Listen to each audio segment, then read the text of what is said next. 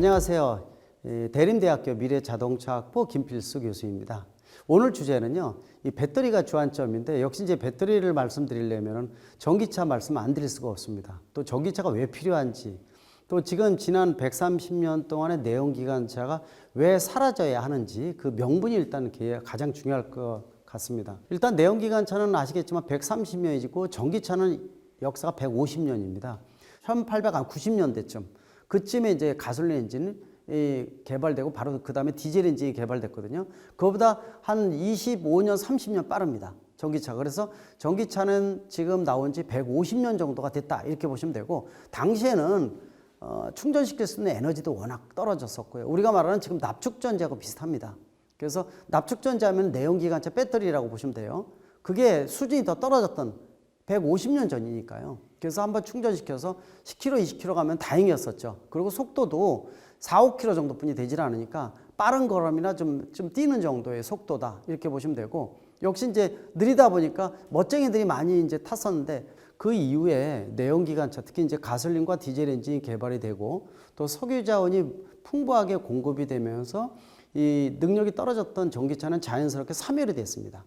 그러다가 지금 130년 동안의 내연기관차가 본격 등장을 해서 첨단 장치로서 이동수단으로서의 역할을 100여 년 동안 진행을 했다. 이렇게 보시면 될 것 같아요. 근데 최근에 한 10여 년 사이에 전기차가 재등장한 이유는 역시 내연기관차가 내뿜는 이 배출가스 문제 때문에 그렇습니다. 뭐 배출가스에는 뭐 가솔린이나 디젤에 따라서 배출되는 가스의 양 자체가 틀리지만은 우리가 나쁘다고 생각하는 것은 예를 들어서 뭐 탄화수소라든지 저기 이제 또는 매연 알갱이 같은 것들이 있죠. 이런 것들이 신체에 직접적인 영향을 주죠. 또 이외에 신체에 직접 영향을 주지 않는 것이 이산화탄소라고 볼 수가 있습니다. 그 이산화탄소 자체는 인간에 직접 영향을 주지는 않지만은 그 지구 온난화 가스의 가장 중요한 물질 중에 하나입니다. 이 온난화 가스가 많아지면서 실질적으로 이 탄소 배출로 인해서 지구에 대한 어떤 이 미래의 불확실성이 커졌다는 얘기죠. 온도가 올라가면서 뭐 아시겠지만은 2도까지 올라간다 그러면은 지구의 생물의 과반 이상이 없어진다 이렇게 얘기할 정도로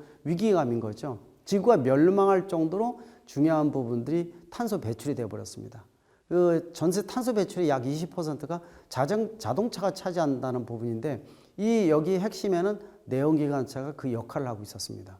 이동수단, 특히 자동차에 대한 규제를 안 하고서는 실질적으로 이 미래의 불확실성이 더 커진다라고 해서 국제사회에서 자동차에 관련된 규제가 강화됐고요. 그 중에서 무공해 자동차가 많이 부각이 되면서 배출가스가 많이 배출되는 내연기관차의 존재가 희박해진 거고, 그래서 등장한 것이 150년 전에 개발했던 전기차가 재등장한 겁니다. 최근에 들어와서 첨단 기술이 개발되면서 예전하고는 비교가 안 될 정도의 배터리 기능, 뭐 세계적으로는 여러분들 많이 들어봤던 리튬 이온 배터리입니다. 이걸 기반으로 해서 이 충전된 전기 에너지를 모터를 돌리고 또 모터가 감속기를 통해서 바퀴로 전달되는 이러한 과정이 바로 전기자동차라고 볼 수가 있습니다. 이 전기자동차의 성능이 굉장히 좋아지면서 부활했다 이렇게 보시면 될 것 같아요. 그래서 최근에 들어와서 내연기관차보다 전기차가 부각이 많이 되고 있고, 또 이런 부분들이 아마 전 세계에서 발표되고 있는데 한 반년 됐죠. 반년 전에 유럽연합에서도 그 2035년에 내연기관차 판매 종식 선언을 했습니다. 물론 이제 독일이 가장 많이 반대를 했어요. 독일 4사 하게 되면은 BMW, 벤츠, 아우디, 폭스바겐 이런 회사가 세계적인 주도권을 쥐고 있는데, 기존의 내연기관차 가지고 비즈니스 모델 돈이 많이 벌 수가 있는데 이거를 전기차로 전환하라 그러니까 반대를 할 수밖에 없죠. 그러나 전체적인 그림이 역시 2035년에 내연기관차 판매 종식이 되면서 대한민국도 자연스럽게 2035년이 돼버린 겁니다. 그래서 지금부터 뭐 10여 년 정도 후에는 이 내연기관차 판매가 안 되죠. 그래서 전기차가 사실 그 대안으로 떠오른 거다 이렇게 보시면 될 것 같아요. 물론 무공해 자동차는 크게 나눠서 전기차하고 수소 전기차가 있습니다.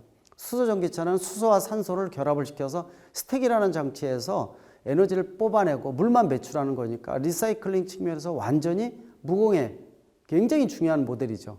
궁극의 차 중에 하나다라고 얘기하는 게 수소 전기차입니다. 또는 수소 연료전지차 같은 말입니다. 그러니까 세 가지 말을 시중에서 다 쓰고 있어요. 수소차, 수소 전기차, 수소 연료전지차 다 같은 말입니다. 그래서 이러한 연료전지에 대한 그림도 대한민국이 세계에서 최고 수준이라고 보시면 될 것 같아요. 근데 문제는 수소차는 수소의 발생, 지금 쓰고 있는 게 부생수소를 쓰고 있거든요. 부생수소라는 것이 석유자원에서 추출하는 부분들인데 지금 낯간지럽죠. 석유자원을 탈피하기 위해서 지금 무공해 자동차를 쓰는데 막상 쓰고 있는 수소가 부생수소, 석유자원이다라고 얘기하는 것은 설득력이 떨어집니다. 물을 전기분해해서 신재생에너지를 사용하는 그린 수소를 사용하는 것이 좋은데 이게 완벽하게 대량으로 경제적으로 생산하기 위해서는 20년 정도 걸려요. 그러니까 지금 현재 수소차는 아직 불완전하다. 수소의 발생, 이동, 저장, 해결 과정가 상당히 많다고 볼 수가 있습니다. 따라서 수소차는 좀 시간이 걸리고 지금 당장은 전기차인 것이죠. 그래서 전기차가 필연적으로 사용된다라고 하면서 대한민국이 이 내연기관차는 이 국내 기술이 선진국을 따라갔던 패스트 팔로 빠른 추격자 출신이었었죠. 근데 전기차는 선도적으로 나가면서 테슬라도 두려워할 정도로 현대 기아차를 중심으로 해서 전기차의 수준이 굉장히 뛰어납니다. 그래서 퍼스트 무버, 주도권을 지금 움직인다라는 측면. 그래서 전기차의 명분이 거기에 있는데 중요한 부분들은요.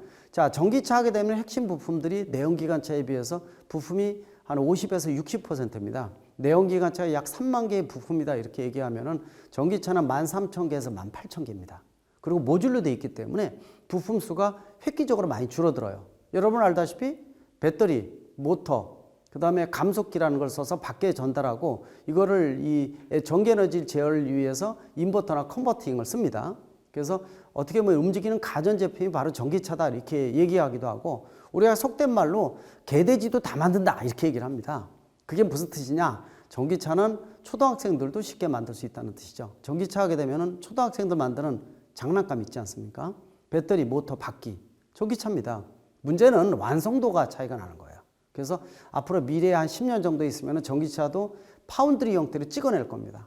파운드리 하면은 반도체 위탁 생산을 얘기해 주고 있는데 전기차 파운드리 하면은 앞으로 200만 대 그러면은 찍어내는 전기차를 공급받으면은 여기다 알고리즘을 어떻게 놓느냐에 따라서 천의 얼굴을 가진 자동차가 되겠죠. 그게 바로 애플카입니다. 그리고 구글카, 아마존카, 그 다음에는 뭐 LG카, 삼성카도 나올 수가 있어요. 뭐 그 정도 되면은 자동차 제작사만 차 만드는 게 아니라 모든 글로벌 기업이 전기차에 진입을 할 수가 있어요. 시대가 많이 변하는 거죠.